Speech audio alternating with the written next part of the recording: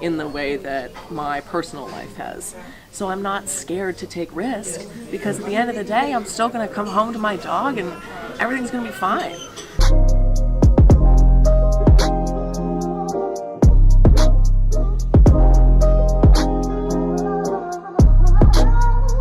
I really just, they were so sweet and tender that I just felt like they hadn't been hardened by the world yet, and so we didn't have the same thoughts and we didn't have the same perspective, and so it was really challenging for me. I'm so glad you brought this up, because I haven't thought about it. It just hit me now, lately. It's because I would look at people who maybe got a job earlier than me or have their own home, and think, wow, they have it all. And as long as they didn't look down on me, I didn't have a problem with it. Right. But if they did look down on me, I've just now gotten to the point where I can say, you have it all, but you never experienced adversity. You haven't been through anything. No. So it's just something that now at age 29 is fun. I feel you. I mean, I'm 30. I'm getting power from it. Yeah, it is power. Yeah. And that, I think, is a really important thing too, is that fire that we're talking about, that adversity, you become stronger.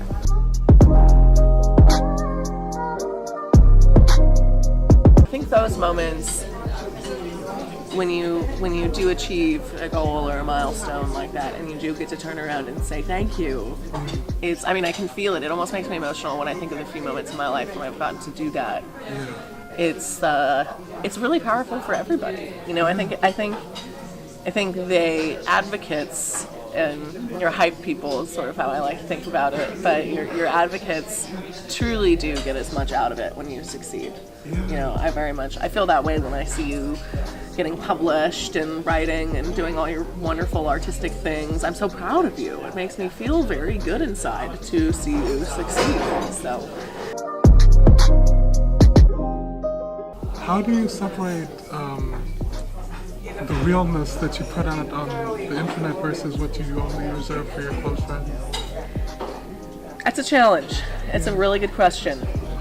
And it's something that I'm actually curious to your opinion on this. It's something that I've been working on a little bit more, because having started in social so long ago, 10 years ago, it's always been a business for me. It's always been a brand. So I think on one hand, I don't suffer the sort of social media FOMO that a lot of people do, because I know what it is, right? It's like seeing behind the curtain, right? Like, you know who the wizard is, and you know it's just a small person. I know everyone has bad days. I understand exactly why they're doing their content, what they're, you know, I can see the marketing angle of it, so I see through sort of the showmanship of it. Yeah. But it's been a struggle for me to try and understand what I can do for my audience to help show more of that. Because there's, on one hand, I mean, I'm a public figure, I'm a public speaker, I sort of have to have this glossy page on the internet that people can come to so that they can book me. I mean, that's part of how I make my living. But on the other side, I'm a woman, I'm an entrepreneur, I am very much an empathetic and passionate person with a lot of feelings, and I believe in the future and helping the next generation see that it's not all stiff and cookie cutter in terms of leadership, and it's not just a highlight reel, that real people are very real. So funny anecdote about this. So typically, I mean, you know my kind of content reel. It's very strong. It's tech stuff. It's usually thought-provoking and future-forward. And so I was recently down at NASA to go see a rocket launch. And you know, you may have seen. So while I make videos of all these trips, like you guys, and while I was just doing a take in my car, I totally lost it. And started crying because I was overwhelmed with gratitude. Oh, I saw that. Yeah. And so it's interesting. I'm not surprised you saw it, because get this. So I made the video for NASA. I put all my videos out, and then I kind of thought about it, and I thought, okay.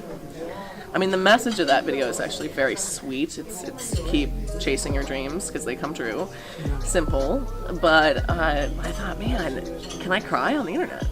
And it was a real challenge for me. I mean, I noodled it for longer than I noodle most things.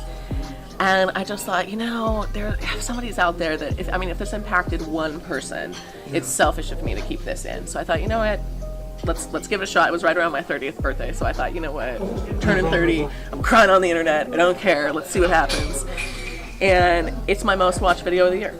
And every comment was positive. It was over 100 comments on that from everyone I knew, and that was even more emotion-inducing because I saw that everyone does believe in me, to your point. I mean, at least the people that I care about. I'm sure there's plenty of people. I'm sure I have nemesis, but it was more the just incredible response to my vulnerability.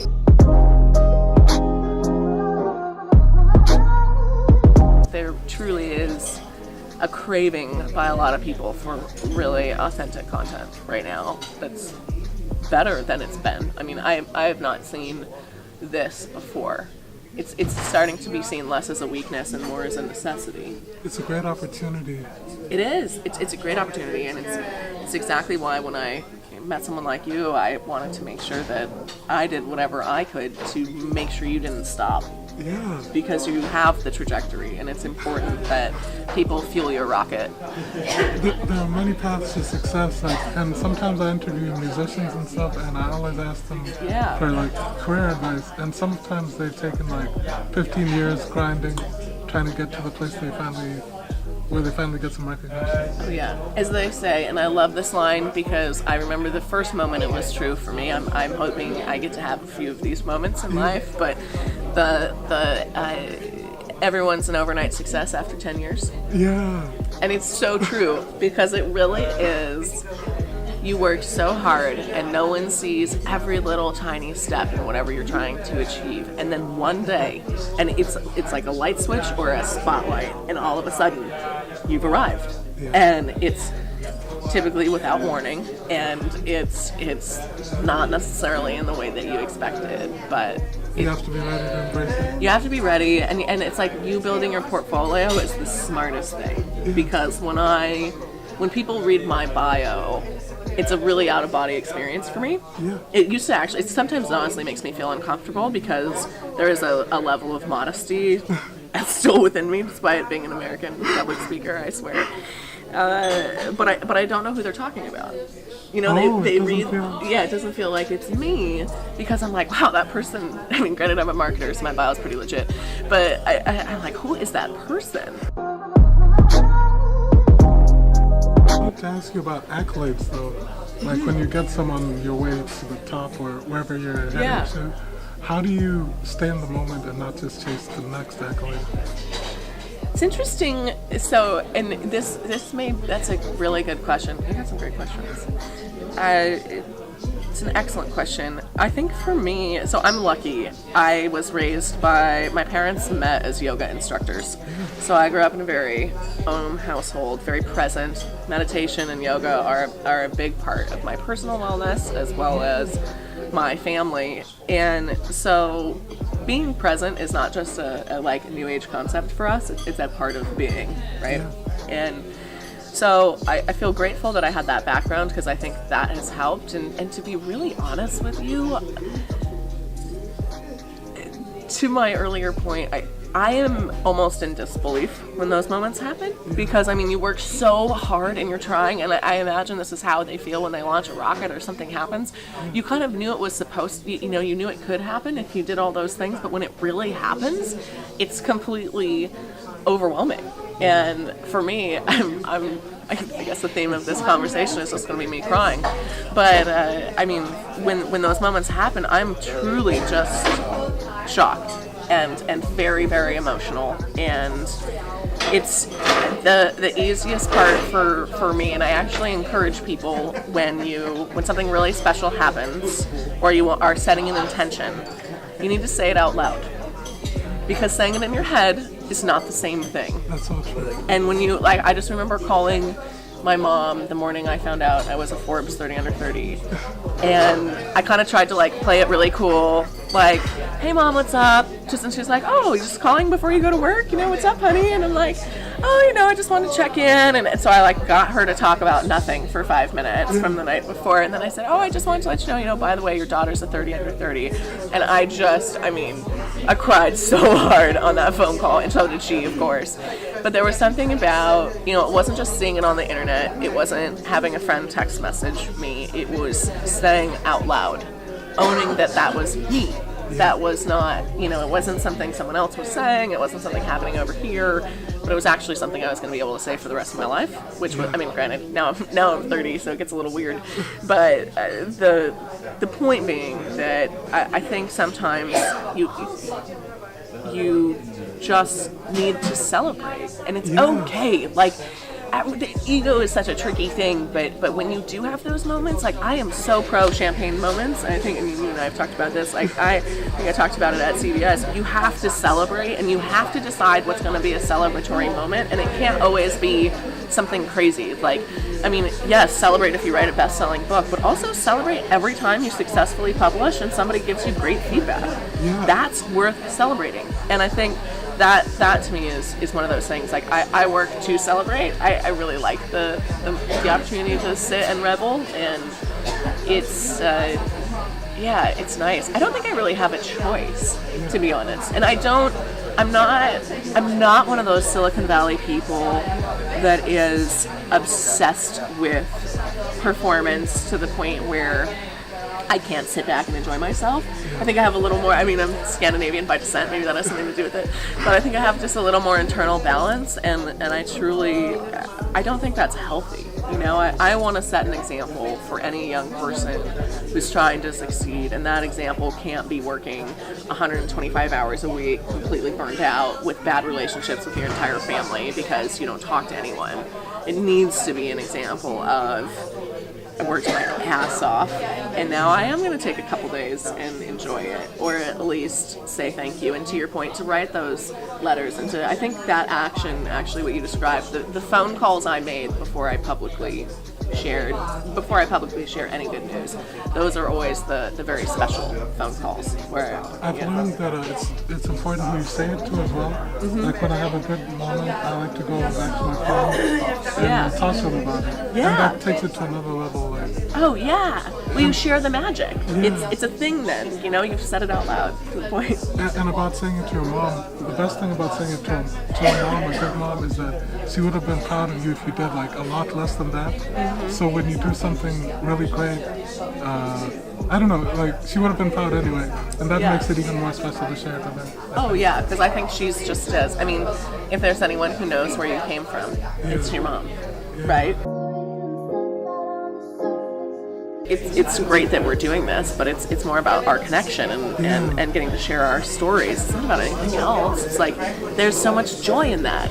I wanted to record this for me as well. It was like, so I could watch it all the time and think about it. That's so cute. I love that we were both like, I was like, so maybe I should record it. You're like, actually, I already have a friend. It's like, oh, hey, we are on the same page. I love it. It's true, though, because,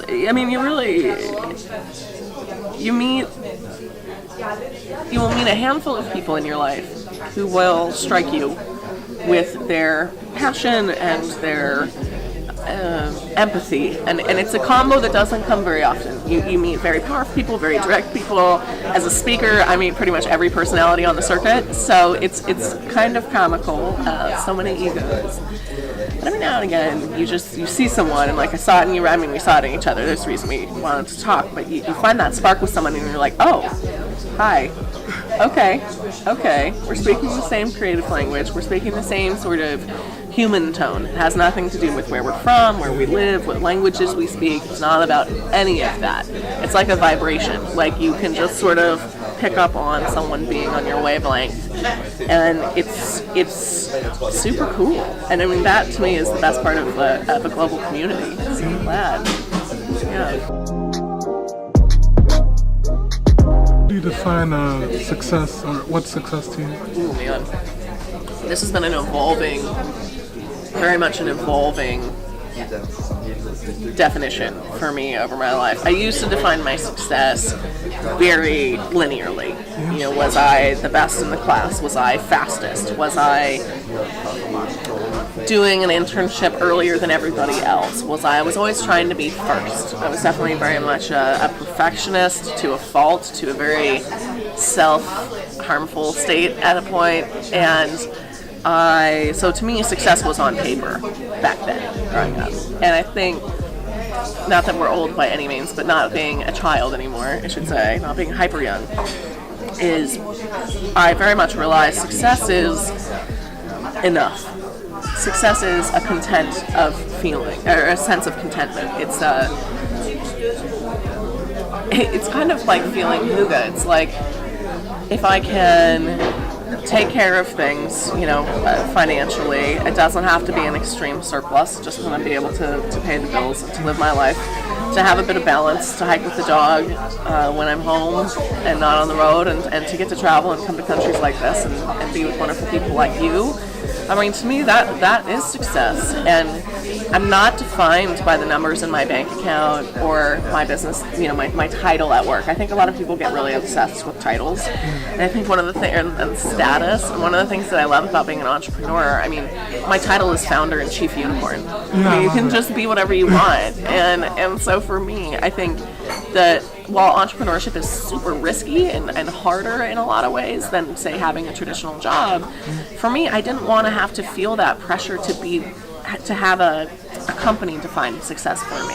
I wanted to define that. And I think, so for me, it's a balanced life, working with really interesting startups and helping them launch new technologies and getting to travel the world speaking. And I feel pretty good. Like, professionally, in terms of success on that front, I'm at a stage in life where I feel very happy with where things are going.